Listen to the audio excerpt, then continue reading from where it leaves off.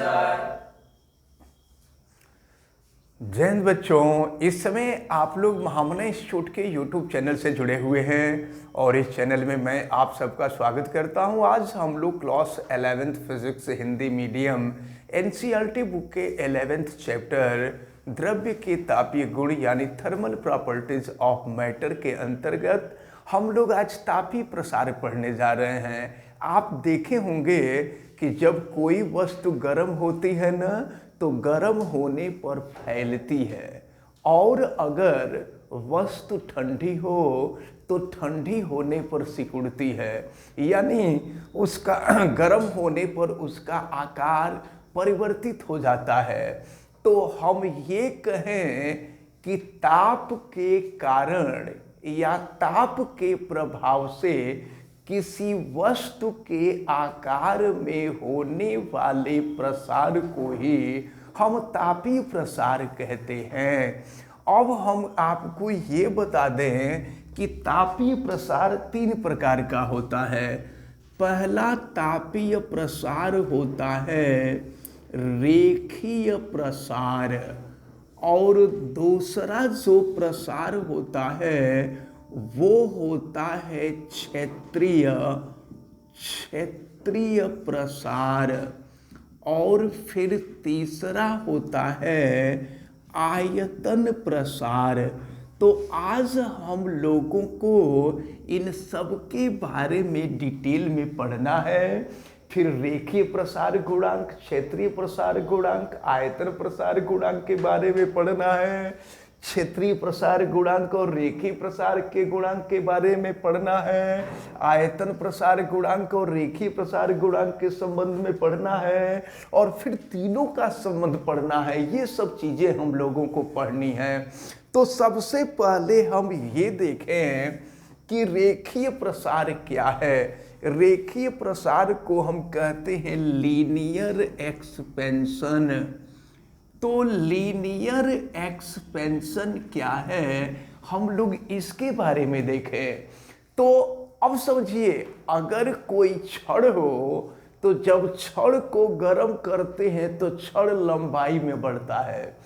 तो जब किसी वस्तु को गर्म करने पर उसके लंबाई में प्रसार होता है, या जब किसी वस्तु को ऊष्मा देने पर उसके लंबाई में प्रसार होता है, तो इस प्रकार के प्रसार को हम रेखीय प्रसार कहते हैं।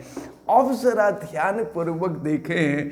हम मान लेते हैं कि कोई छड़ है जिसकी प्रारंभिक लंबाई कैपिटल एल है। अब इसके ताप में हम वृद्धि करने जा रहे हैं। तो जब इसके ताप में डेल्टा टी डिग्री सेंटीग्रेड की वृद्धि करते हैं तो इसकी लंबाई में डेल्टा एल की वृद्धि हो जाती है। अब जरा ध्यान पूर्वक देखें। प्रयोग के दौरान यह देखा गया कि अगर इसकी प्रारंभिक लंबाई कम थी तो गर्म करने पर इसकी लंबाई में होने वाली वृद्धि भी कम थी, और अगर प्रारंभिक लंबाई ज्यादा थी तो गर्म करने पर इसकी लंबाई में होने वाली वृद्धि भी ज्यादा थी। इसका मतलब ये हुआ कि छड़ की लंबाई में होने वाली वृद्धि उसके प्रारंभिक लंबाई के अनुक्रमानुपाती होता है, यानी delta L is directly proportional to L. इसको हम इक्वेशन नंबर 1 मान लेते हैं। और फिर ये देखा गया कि अगर छड़ को थोड़ा सा गर्म करते हैं तो इसकी लंबाई में थोड़ी सी वृद्धि होती है, और अगर हम इसको ज्यादा गर्म कर देते हैं तो इसकी लंबाई में ज्यादा वृद्धि होती है। इसका मतलब ये हुआ कि लंबाई में होने वाली जो वृद्धि होती है वह ताप वृद्धि के भी अनुक्रमानुपाती होती है। तो यानी delta L is directly proportional to capital L and delta L is directly proportional to delta T. अब अगर हम दोनों समीकरणों को मिला दें तो delta L is equal to हो जाएगा। देखें, अब हम दोनों समीकरणों को यहाँ पर मिला रहे हैं तो अगर मिला दे तो delta L is directly proportional to L into delta T हो जाएगा। मिलाने का मतलब जानते हैं, दोनों समीकरणों को एक समीकरण के रूप में इस प्रकार लिख दिया जाए कि एक ही समीकरण में दोनों समीकरण आपके शामिल हो जाए। अब देखें, अब हम अनुक्रमानुपाती चिन्ह हटाते हैं, तो जब अनुक्रमानुपाती चिन्ह हटाएंगे तो कोई ना कोई कांस्टेंट जुटेगा। तो जब यहाँ पर हम अनुक्रमानुपाती चिन्ह हटाते हैं तो यहाँ पर जो कांस्टेंट जुड़ता है वो अल्फा होता है, और फिर ये हो गया यल इंटू डेल्टा टी, जहाँ अल्फा एक अनुक्रमानुपाती नियतांक है जिसे क्षण के पदार्थ का रेखीय प्रसार गुणांक कहते हैं।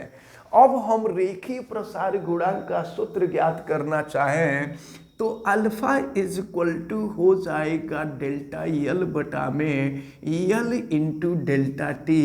ये रेखीय प्रसार गुणांक का सूत्र है। अगर आपको रेखीय प्रसार गुणांक ज्ञात करना होगा ना, तो इसी सूत्र का हम लोग प्रयोग करेंगे। अब यहाँ पर हम लोग इसकी डिफिनीशन देखेंगे कि रेखीय प्रसार गुणांक की डिफिनीशन क्या है।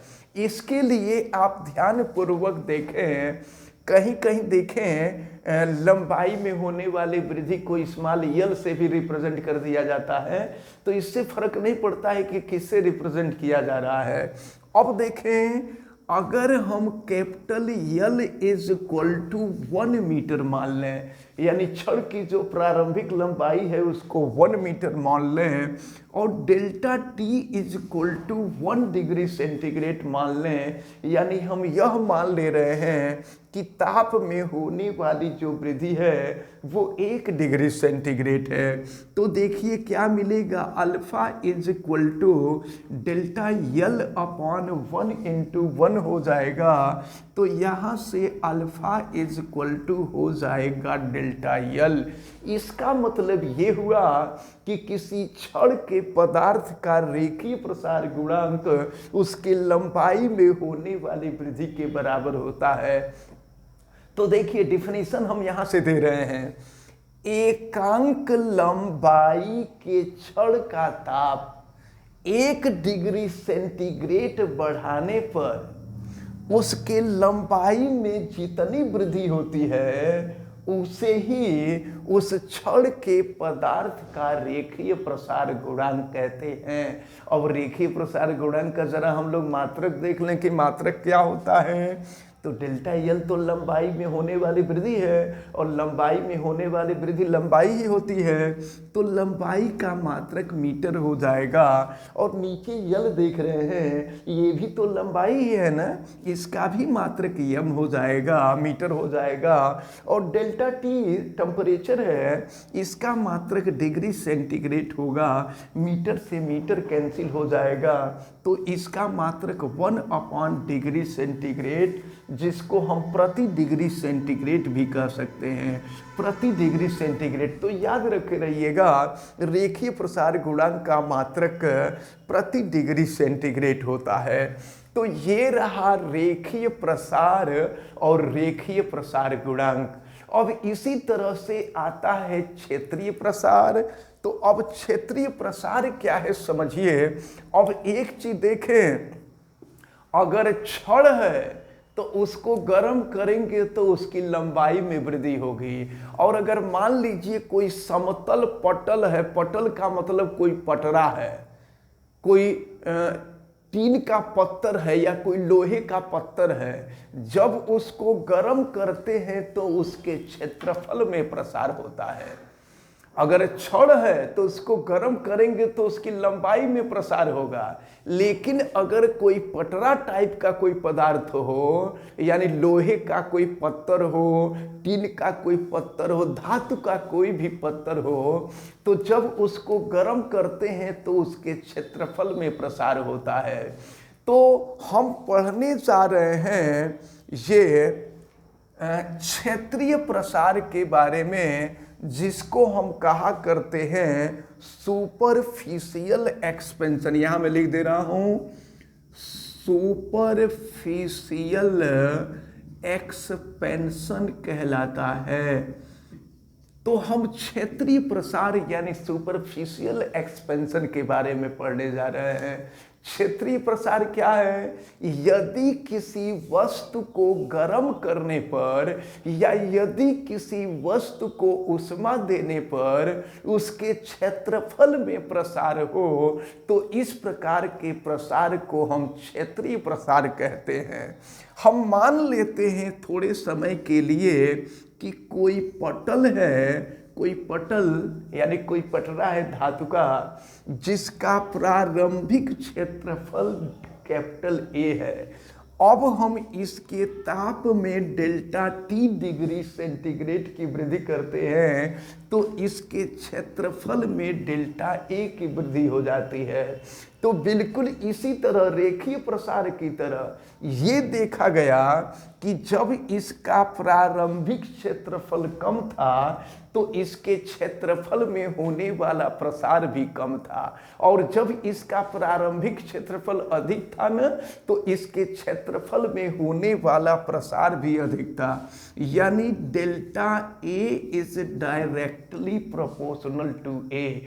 प्रारंभिक क्षेत्रफल कम होगा तो क्षेत्रफल में प्रसार कम होगा, प्रारंभिक क्षेत्रफल अधिक होगा तो क्षेत्रफल में प्रसार अधिक होगा।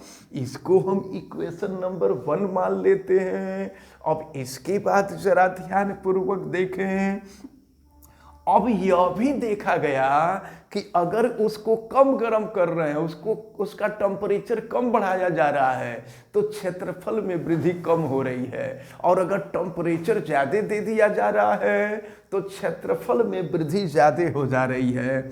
यानी delta A is directly proportional to delta T. Equation 2 जैसे हम रेखीय प्रसार में किए हैं ना, बिल्कुल उसी तरह से ये स्टेप होता है।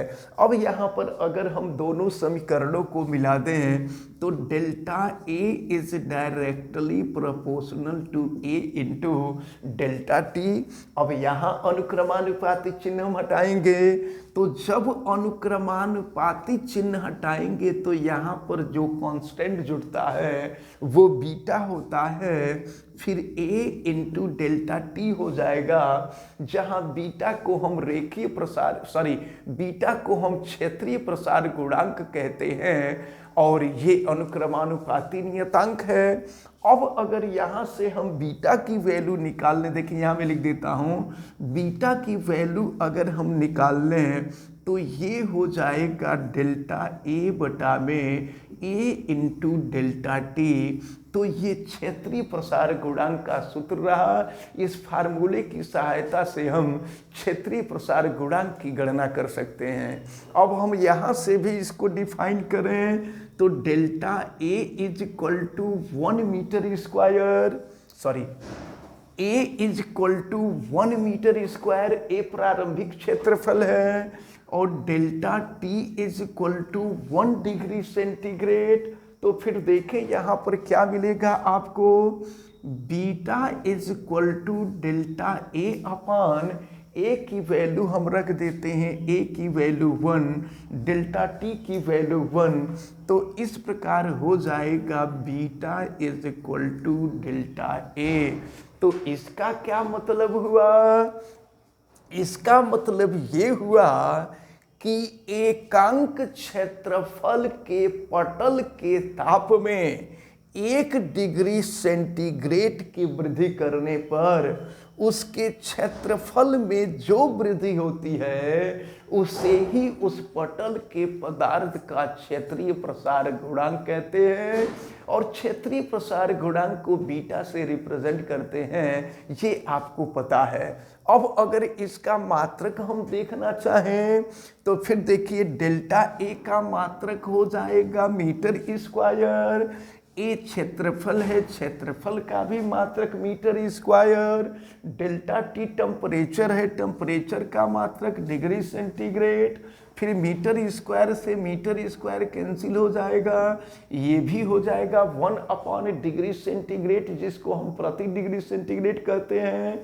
तो इस प्रकार आप यहाँ देख रहे हैं कि चाहे रेखीय प्रसार गुणांक हो या क्षेत्रीय प्रसार गुणांक हो, दोनों का मात्रक प्रति डिग्री सेंटीग्रेड। वही नहीं, आप आगे चल करके आयतन प्रसार गुणांक को देखेंगे तो आयतन प्रसार गुणांक का भी मात्रक यही मिलेगा। अब इसके बाद चलिए हम लोग देख लेते हैं आयतन प्रसार गुणांक या आयतन प्रसार, ये जो थर्ड है जिसको हम कहा करते हैं वॉल्यूम एक्सपेंशन।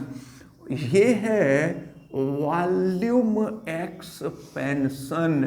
तो वॉल्यूम एक्सपेंशन बिल्कुल उसी तरह से, अगर मान लीजिए कोई घनाकार पदार्थ या घनाभकार पदार्थ हो, यानी कोई ऐसी वस्तु हो जिसमें लंबाई, चौड़ाई और ऊंचाई दोनों हो। याद रखिए, जब केवल वस्तु में लंबाई होगी तो रेखीय प्रसार गुणांक होगा, जब लंबाई और चौड़ाई दोनों होगी तो क्षेत्रीय प्रसार गुणांक होगा, और जब लंबाई, चौड़ाई और ऊंचाई या मोटाई तीनों होगी तो आयतन प्रसार गुणांक होगा।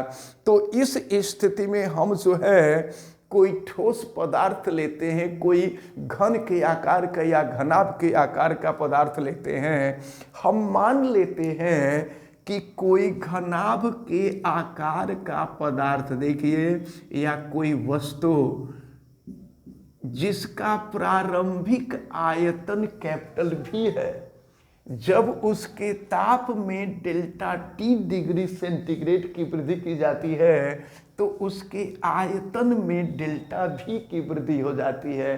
फिर यहाँ भी वही कि जब प्रारंभिक आयतन ज्यादा होता है तो आयतन में होने वाली वृद्धि ज्यादा होती है, कम होने पर कम होता है, यानी आयतन में होने वाली वृद्धि प्रारंभिक आयतन के अनुक्रमानुपाती होती है। इसको हम इक्वेशन नंबर 1, और फिर आयतन में होने वाली वृद्धि ताप वृद्धि के भी अनुक्रमानुपाती होती है। जैसे जैसे टेम्परेचर बढ़ाएंगे वैसे वैसे आयतन बढ़ेगा, टेम्परेचर घटाएंगे तो आयतन घटेगा। और फिर यहाँ भी हम दोनों समीकरणों को मिला लें तो delta V is directly proportional to V into delta T हो जाएगा। अब इसके बाद हम लोग अनुक्रमानुपाती चिन्ह हटाएंगे तो यहाँ पर जो कांस्टेंट जुटता है वो गामा होता है। गामा एक अनुक्रमानुपाती नियतांक है जिसे ठोस पदार्थ का आयतन प्रसार गुणांक कहते हैं। फिर ये हो जाएगा V इंटू डेल्टा T। अब यहाँ से हम गामा की वैल्यू निकालें तो ये हो जाएगा डेल्टा V बटा में V इंटू डेल्टा T। अब जरा ध्यान पूर्वक देखें, अब यहाँ भी हम लोग डिफाइन करेंगे तो अगर V is equal to 1 metre cube मान लें, delta T is equal to 1 degree centigrade मान लें, तो फिर गामा इजकल टू हो जाएगा डेल्टा V अपॉन 1 इंटू 1, यानी ये हो जाएगा gamma is equal to delta V। तो यहाँ से हम डिफाइन कर देते हैं कि एकांक आयतन के किसी ठोस के ताप में 1 डिग्री सेंटीग्रेड की वृद्धि करने पर उसके आयतन में जो वृद्धि होती है उसे ही इस ठोस पदार्थ का आयतन प्रसार गुणांक कहते हैं। अगर इसका मात्रक हम निकालना चाहें तो चलिए देखिए, यहाँ से निकालते हैं। डेल्टा V आयतन है तो आयतन का मात्रक तो मीटर क्यूब हो जाएगा, और फिर नीचे भी ये भी तो आयतन है, इसका भी मात्रक मीटर क्यूब हो जाएगा, और बच जाएगा delta T। Delta T temperature degree centigrade, metre cube से मीटर क्यूब कैंसिल हो गया, 1 अपान डिग्री सेंटीग्रेड जिसको प्रति डिग्री सेंटीग्रेड कहते हैं। तो अब एक बात आप यहाँ से माइंड कर लीजिए कि रेखीय प्रसार गुणांक, क्षेत्रीय प्रसार गुणांक, आयतन प्रसार गुणांक, इन तीनों का मात्रक प्रति डिग्री सेंटीग्रेड होता है। अच्छा, अगर इसकी विमा हम निकालना चाहें तो 1 बटा में डिग्री सेंटीग्रेड टेम्परेचर है, और टेम्परेचर की जो बीमा होती है वो थीटा होती है, अब बीमा को अगर हम ऊपर लेकर के चले जाएं तो ये थीटा इनवर्स हो जाएगा। तो याद रखे रहिएगा, या अगर मान लीजिए बहुत डिटेल में लिखना चाहें तो m to the power 0, l to the power 0, t to the power 0 और थीटा इनवर्स, यानी सबके साथ लिखना चाहें तो हम कह सकते हैं कि रेखीय प्रसार गुणांक, क्षेत्रीय प्रसार गुणांक, आयतन प्रसार गुणांक की बीमा m0, l0, t0 theta inverse होती है। और या नहीं तो इकट्ठे केवल हम थीटा इनवर्स कर देंगे तो भी सही है। अब देखिए, तो अब हम लोग रेखीय प्रसार, क्षेत्रीय प्रसार, आयतन प्रसार और फिर रेखीय प्रसार गुणांक, क्षेत्रीय प्रसार गुणांक, आयतन प्रसार गुणांक, इनके बारे में पढ़ लिए। अब हम लोगों को पढ़ना होगा कि रेखीय प्रसार गुणांक, रेखीय प्रसार गुणांक अल्फा और क्षेत्रीय प्रसार गुणांक बीटा में क्या संबंध होगा। फिर हम लोगों को पढ़ना होगा आयतन प्रसार गुणांक गामा और रेखीय प्रसार गुणांक अल्फा में क्या संबंध होगा। इसके बाद हम लोगों को पढ़ना होगा कि इन तीनों में क्या संबंध होगा, रेखीय प्रसार गुणांक, क्षेत्रीय प्रसार गुणांक, आयतन प्रसार गुणांक, इन तीनों में क्या संबंध होगा। तो इन सबको हम लोग नेक्स्ट वीडियो में देखेंगे। फिलहाल हमें उम्मीद है कि आज जितनी भी बातें बताई गई हैं ये सारी बातें आपको अच्छी तरह से समझ में आई होंगी। आप वीडियो को लाइक जरूर कीजिएगा और अगर चैनल पे नए हैं तो चैनल को सब्सक्राइब भी कर लीजिए, बेल आइकन को भी प्रेस करें। और अगर किसी प्रकार की कोई दिक्कत समझ में आती है तो कमेंट करके हमें जरूर बतावें। आप सभी लोगों का बहुत बहुत धन्यवाद। जय हिंद।